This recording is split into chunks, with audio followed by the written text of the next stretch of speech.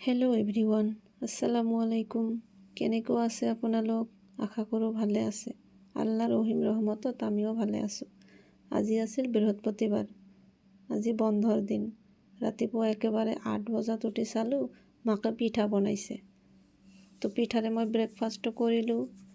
তাৰপিছত বিচনাখন ঠিক কৰি দুৱাৰ খিৰিকী এইবিলাক মেলি দিলোঁ।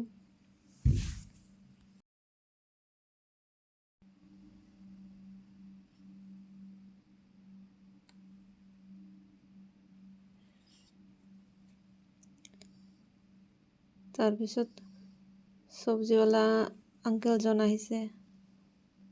তো মাকে ক'লে চাওঁ কি চব্জি আনিছে চাওঁ। তো গৈ চালোঁ একেবাৰে চব্জিবিলাক কেনেকুৱা। তো ধনিয়া পাত আৰু পিঁয়াজ পাত ল'লে মাকে। তাৰপিছত আহি ঘৰখন পৰিষ্কাৰ কৰিলোঁ। তাৰপিছত একেবাৰে আহিলোঁ আবেলি সময়ত। ইয়াৰ মাজতে কিন্তু মই গোসল কৰিছোঁ, নামাজ পঢ়িছোঁ। তাৰপিছত আৰু বহুতো কাম কৰিছোঁ, কাপোৰ কানি ধুইছোঁ। তাৰপিছত এই মোৰ মানি প্লাণ্টটো একেবাৰে বেয়া হৈ গৈছে, গছটো।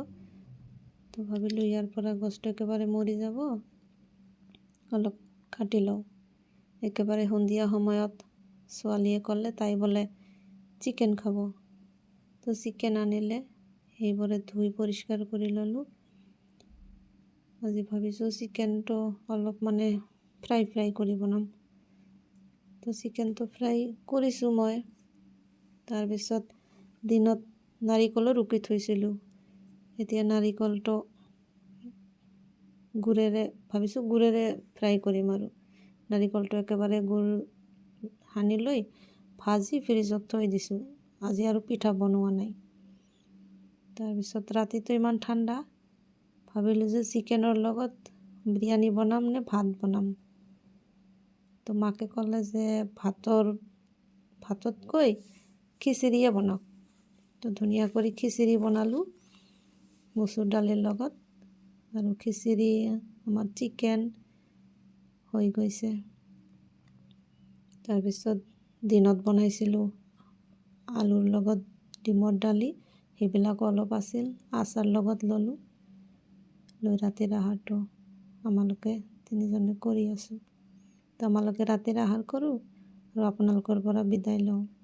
মোৰ ভিডিঅ'টো ভাল লাগিলে ছাবস্ক্ৰাইব কৰিব। মোৰ ভিডিঅ'টো চোৱাৰ কাৰণে ধন্যবাদ।